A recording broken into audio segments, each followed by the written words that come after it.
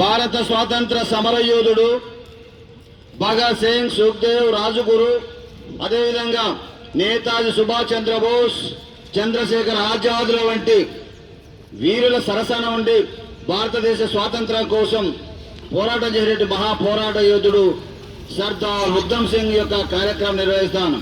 ఇటు కార్యక్రమాన్ని ఉద్దేశించి కవి పండితుడు భూరోజు గిరిరాజాచారిని మాట్లాడవలసిందిగా సాధారణంగా ఆహ్వానం పలుకుతా ఉన్నా.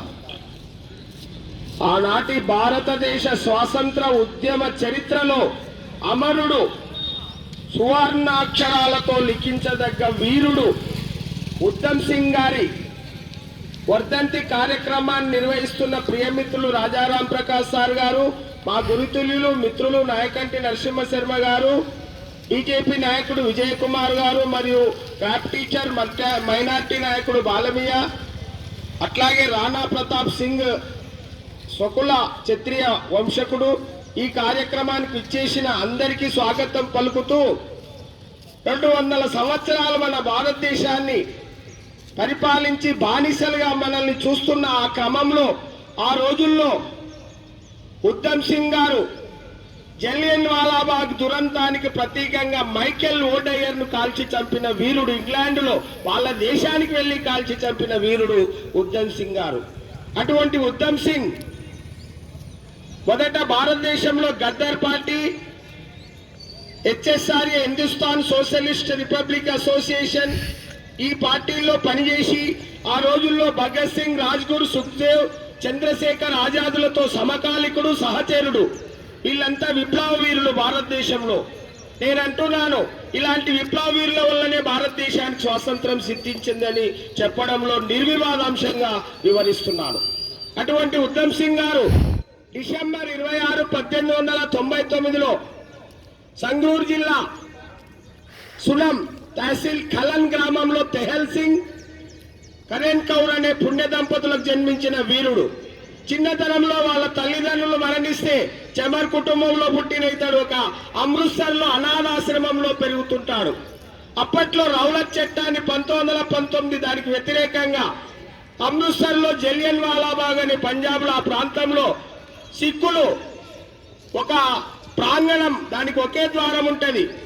అక్కడ బైశాఖి పండుగ సందర్భంగా శాంతియుతంగా సమావేశమై రౌలత్ చట్టానికి వ్యతిరేకంగా నినాదాలు చేస్తే అప్పటి పంజాబ్ లెఫ్టినెంట్ గవర్నర్ మైకేల్ ఓడయర్ గారు అక్కడున్న బ్రిటిష్ సైనికులకు ఆదేశాలు ఇచ్చి వాళ్ళని కాల్చి చంపుతాడు 100 మంది.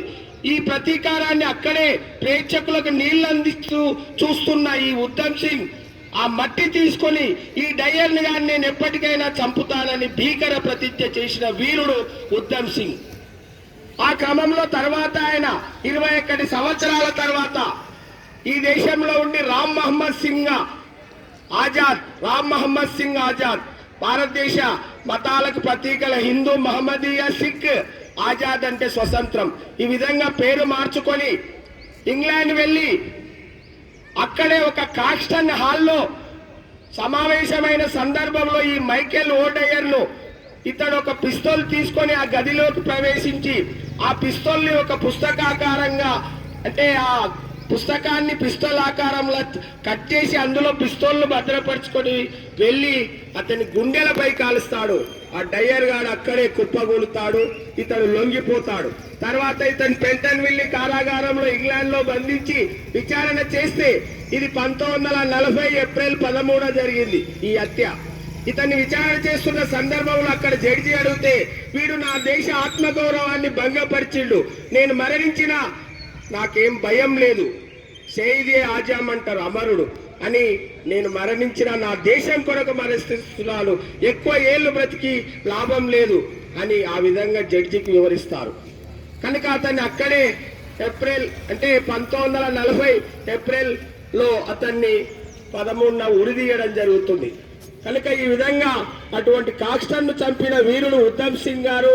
ఆ రోజుల్లో 74లో అప్పటి ప్రధానమంత్రి శ్రీమతి ఇందిరాగాంధీ గారు, రాష్ట్రపతి జ్ఞాని జైల్ సింగ్, ఉపరాష్ట్రపతి శంకర్ దయాళ్ శర్మ, వీళ్లకు ఆ కొంతకాలానికి ఈయన శవపేటికను అందిస్తే సున్నం గ్రామంలో ఈయన శవాన్ని సమాధి చేస్తారు. సున్నంలో ఈ రోజు పండుగ వాతావరణం, ఆయన జయంతిని ఘనంగా జరుపుకుంటారు పంజాబ్లో. కనుక ఇటువంటి భారతదేశ చరిత్రలో ఉద్ధమ్ సింగ్ చరిత్ర ఎంతో గొప్పది. స్వాతంత్రోద్యమంలో ఆయన సేవలు, చిన్న వయసులోనే మన దేశానికి తన ప్రాణాలను తృణప్రాయంగా అర్పించిన వీరుడు ఉద్ధమ్ సింగ్. కనుక అటువంటి వీరుల చరిత్ర ఈనాటి యువతకు తెలియజేసి ఇప్పుడు సమాజంలో జరుగుతున్న అన్యాయాలు, అక్రమాలకు వీళ్ళ వీరుల చరిత్ర ప్రతీకగా గుర్తు చేయాలని తెలియజేస్తూ ముగిస్తున్నాను. జోహార్ సర్దార్ ఉద్ధమ్ సింగ్ కు, జోహార్ జోహార్, జోహార్ సర్దార్ ఉద్ధమ్ సింగ్ కు, జోహార్ జోహార్, జోహార్ సర్దార్ ఉద్ధమ్ సింగ్ కు, జోహార్ జోహార్, జోహార్ స్వాతంత్ర సమర యోధులకు, జోహార్ జోహార్, జోహార్ స్వాతంత్ర సమర యోధులకు, జోహార్ జోహార్. భారత్, జై భారత్, తెలంగాణ. జై తెలంగాణ.